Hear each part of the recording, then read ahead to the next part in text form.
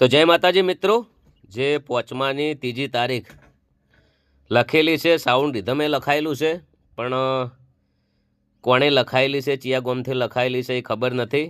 પાર્ટીનું નામ પણ ખબર નથી. તો વિડીયો વધારે ને વધારે શેર કરજો, તો એ પાર્ટી પોચમાની ત્રીજી તારીખ પહેલાં અમારો કોન્ટેક કરે, અથવા જે લિસ્ટ લખેલું હતું જે મોબાઈલમાં હતું એ મોબાઈલ ખોવાઈ ગયો છે.